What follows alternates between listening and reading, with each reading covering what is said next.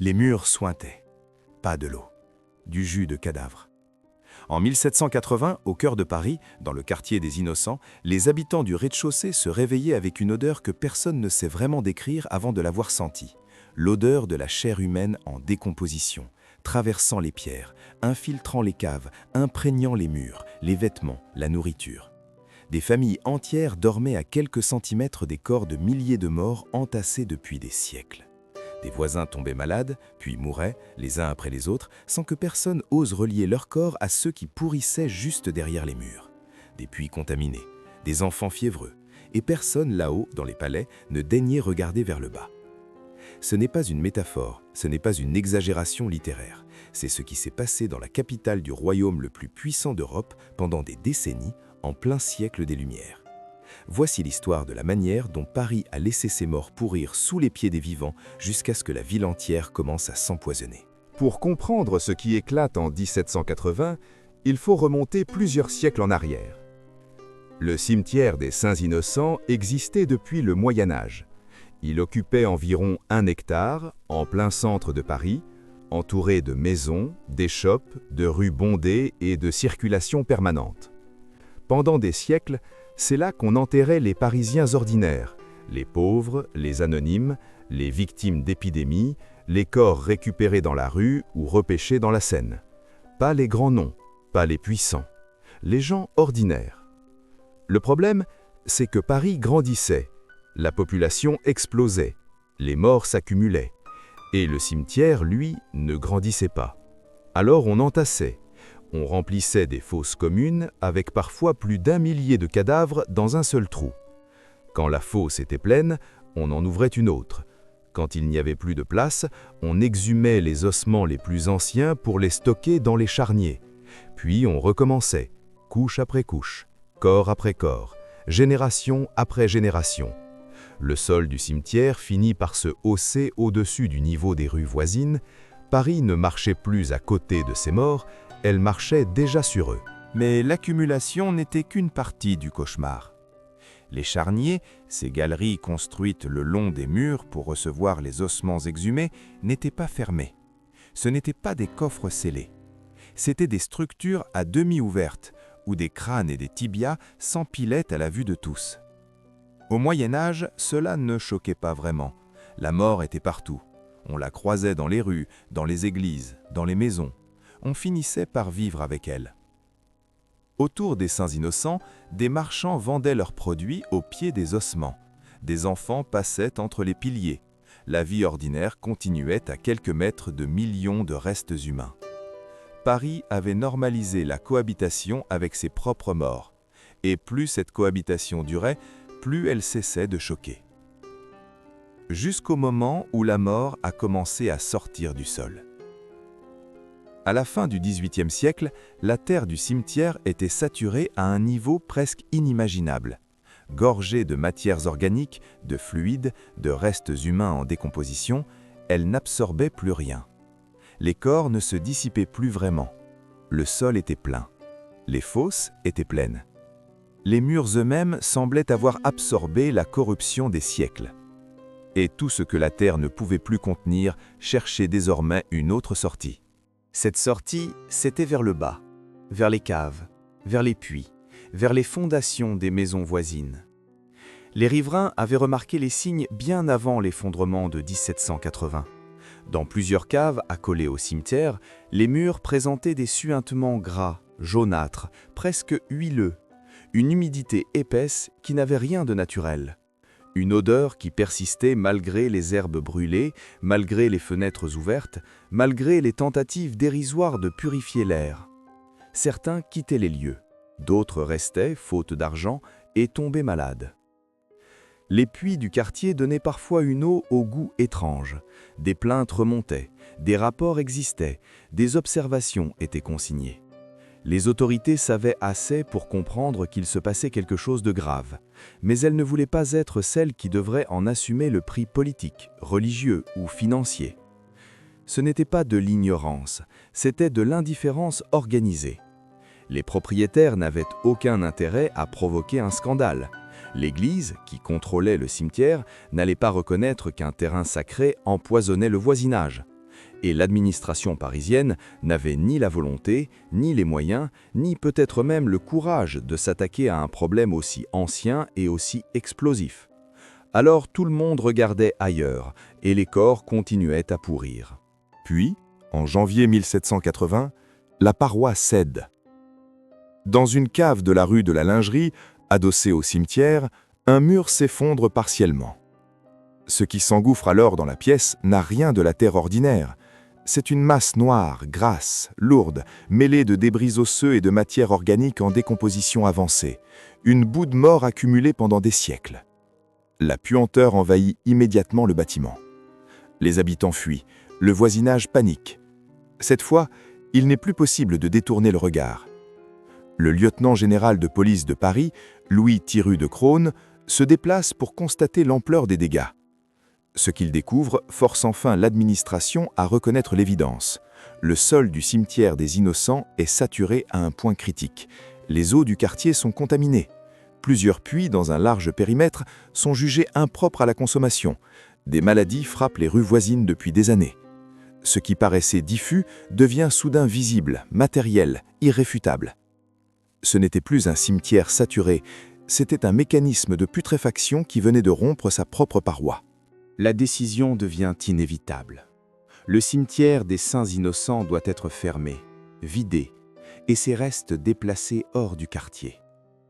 Mais comment déloger des siècles d'enterrement accumulés au centre même de Paris? La réponse se trouvait déjà sous la ville. Depuis le Moyen Âge, des carrières de calcaire s'étendaient sous les rues, les maisons et les places de la capitale.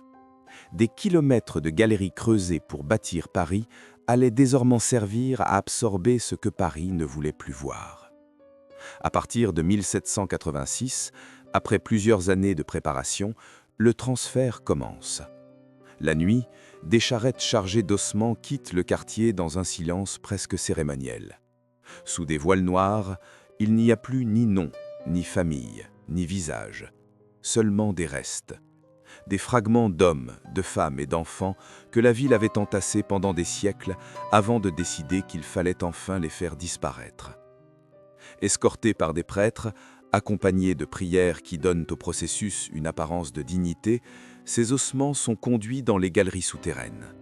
Là, dans le noir, loin des regards, Paris enterre une seconde fois ceux qu'elle avait déjà mal enterrés une première fois. Le scandale sanitaire était donc réglé.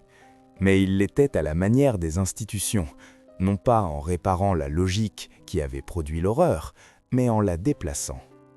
Au départ, les ossements sont simplement entassés dans les anciennes carrières. Puis, avec le temps, les galeries sont réorganisées. Les os sont triés, alignés, disposés le long des parois en composition géométrique. Rangées de tibias, rangées de fémurs, frises de crâne. Des inscriptions sont gravées. Des lampes sont installées. Peu à peu, ce qui n'était au départ qu'un immense dépôt de restes humains devient un lieu montrable. Les futures catacombes de Paris prennent forme. Et c'est là que l'histoire devient encore plus froide. Les morts qui avaient empoisonné le centre de la ville parce qu'on les avait entassés sans limite deviennent quelques décennies plus tard un décor souterrain que l'on peut visiter, commenter, montrer. Le désastre a été contenu, puis organisé, puis presque esthétisé. L'horreur avait changé de forme. Elle n'avait pas disparu. Il faut s'arrêter sur ce que cela signifie réellement. Ces os n'étaient pas ceux de héros nationaux, pas ceux de généraux tombés au combat, pas ceux de figures célèbres dont la mémoire aurait été soigneusement entretenue. C'étaient les restes de Parisiens ordinaires, des artisans, des vendeurs, des domestiques, des enfants morts de la variole, des vieillards morts de froid, des pauvres emportés par la fièvre, la faim ou l'abandon. Ils avaient été enterrés là parce qu'ils étaient trop pauvres pour aller ailleurs, puis déterrés parce qu'ils gênaient les vivants, puis réorganisés parce que leurs os pouvaient encore servir à quelque chose. Même morts, ils restaient utiles aux autres, jamais à eux-mêmes. Personne ne leur a demandé leur avis, personne ne pouvait le faire, et c'est précisément ce qui rend cette histoire si brutale. Le même système qui les avait traités comme des corps à entasser de leurs vivants continuait à les traiter comme une matière disponible après leur mort. La misère ne s'arrêtait pas au dernier souffle. elle se prolongeait dans la gestion même des restes. En déplaçant les morts sous Paris, la ville n'avait pas effacé le problème, elle l'avait seulement enfoui. Sous les rues, sous les maisons, sous les marchés, un autre Paris existait désormais, un Paris souterrain, silencieux, saturé des restes de ceux que la surface avait cessé de vouloir voir. Les galeries n'étaient pas seulement un lieu de stockage, elles devenaient la preuve matérielle d'une vérité plus dérangeante lorsqu'une société ne supporte plus de regarder le résultat de sa propre négligence, elle ne le supprime pas, elle le descend dans le noir. Les morts n'avaient pas quitté la capitale, ils avaient seulement changé d'adresse. Tout dans cette histoire converge vers le même moment. Le mur qui cède, la cave qui s'ouvre et la ville qui voit enfin ce qu'elle avait laissé pourrir pendant des siècles. Paris savait, pas dans le détail, pas avec des analyses modernes, mais suffisamment pour comprendre qu'un danger couvait aux innocents depuis longtemps. Les plaintes existaient, les odeurs étaient connues, les anomalies dans les puits étaient observées, les malades du quartier n'étaient pas une invention. Mais tant que la catastrophe restait diffuse, tant qu'elle ne s'écoulait pas littéralement dans les caves, le système préférait temporiser. Parce qu'agir aurait coûté cher, parce qu'agir aurait signifié reconnaître des décennies de négligence, parce qu'agir aurait mis en cause des autorités religieuses, des propriétaires, des responsables publics. Alors on a repoussé, on a minimisé, on a laissé faire, jusqu'au jour où la réalité a traversé le mur. Et ce mécanisme n'appartient pas seulement au XVIIIe siècle, il traverse toutes les époques. Tant qu'un désastre reste supportable pour ceux qui gouvernent, il peut continuer. Il ne devient urgent qu'au moment où il devient impossible à cacher. Les victimes directes de cette situation sont presque toutes perdues pour l'histoire. On ne connaît presque aucun de leurs noms. Les habitants des rues voisines qui buvaient l'eau contaminée, les familles dont les enfants tombaient malades, les malades que personne ne reliait formellement au cimetière, les pauvres du quartier qui vivaient à portée immédiate de la contamination. Leurs visages ont disparu, leurs noms ne figurent sur aucun monument. Les archives, quand elles parlent, le font à voix basse. Et ce n'est pas un simple hasard documentaire, c'est la suite logique du système. Les mêmes gens qu'on enterrait vite, qu'on entassait sans cérémonie et qu'on oubliait dans des fosses communes, ont aussi disparu du récit officiel. Ils ont été anonymes de leur vivant, ils le sont restés après leur mort. Aujourd'hui, des millions de visiteurs descendent dans les catacombes, photographient les murs d'ossements, avancent lentement entre les crânes alignés, puis remontent à la surface. Très peu pensent à ce que cela représente vraiment.